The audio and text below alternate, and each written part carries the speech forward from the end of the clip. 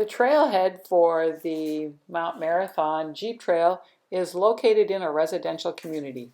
So find a place to park, be courteous to the residents in the area, and lock your car and get ready to head up the trail. First 2 minutes of the trail is straight up. No warm-up action for this trail. And here we go, on up.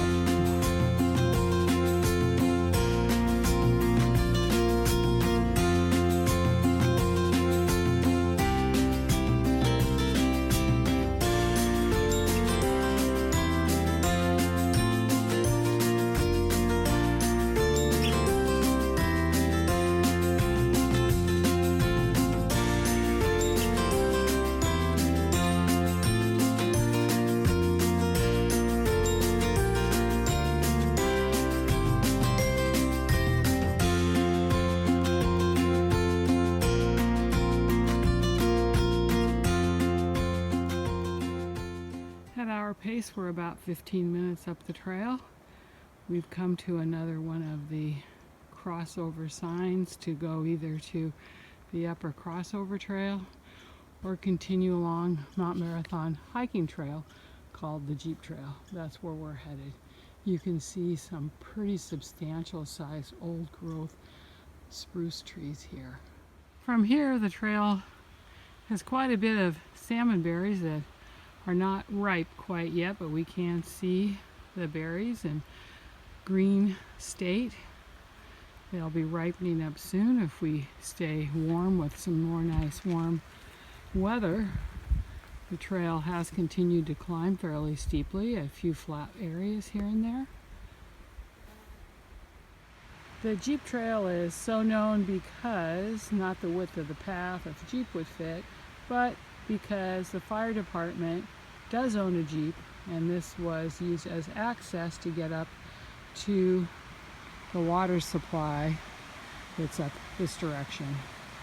We'll be heading that way next. So we've made it up to a reservoir area here on the Jeep Trail, and the water comes up, collects there.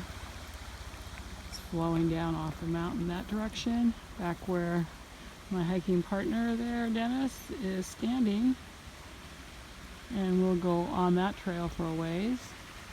It can go over towards a valley between another glacier. Oh, we have a surprise guest coming through.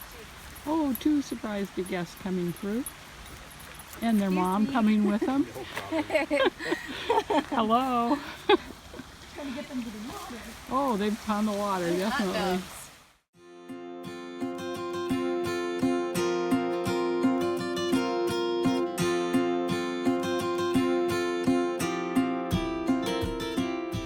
The path is pretty thrown over here as we traverse across towards the area that I call the valley, but it's actually commonly referred to as the bowl.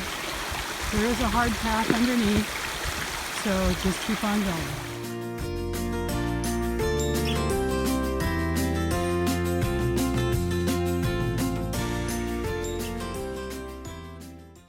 Well, we've been passed on the trail, and we've broke out of the higher trees, and now we are being rewarded with the view. Resurrection Bay, the islands beyond, closest little dark bump over to the right, Fox Island,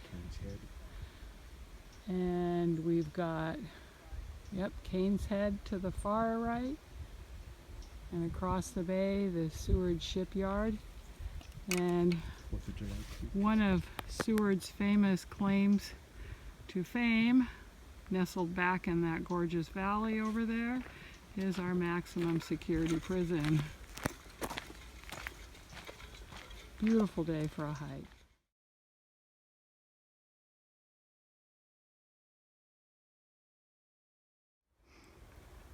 Losing my hiking partner in the Pushki Forest, otherwise known as cow parsnip. We're busting out of another group of trees, and the peak across from us there is Mount Alice. There is a road along the base of that area called Nash Road, heading to the opposite side of the bay. Often missed by guests. A nice road to head out to have views back towards Seward. Some good photography, especially with the right light. You can hear little bear bells jingling there. A couple of hikers just passed us, heading down. We've just broke out again to another spectacular and stunning view of Resurrection Bay.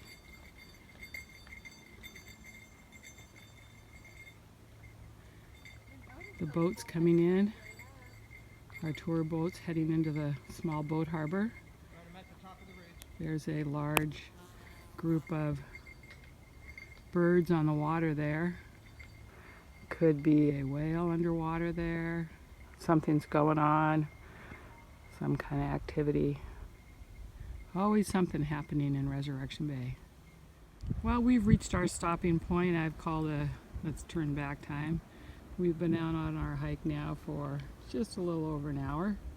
Came up a very steep incline to make it to this little bluff area here. And this last very steep part, would highly recommend you bring poles with you. I'm counting on mine to get me down safe. There's our small boat harbor. And if we had continued on, the trail goes this direction, we would be heading towards the bowl just above the top of the trees there. You will be able to view down into the bowl. The peak beyond is Resurrection Peak, so named for Resurrection Bay and many other things in Seward, including a room and Airbnb. Back at the base of the trail, looks like it's been an hour, 2 hours, just about. Well, let's call it an hour and 50 minutes. Hour and 10 minutes to where we did our turnaround, gives you an idea, up to where we broke out, had that last dynamite views looking out over the bay and the small boat harbor. And now we're back at the base and just 10 minutes shy of 2 hours. Would recommend hiking poles, particularly if you have any knee issues whatsoever or don't want any knee issues. Mine were really helpful. Of course, I got old lady knees, so anyway, good trail, great views, worth a walk.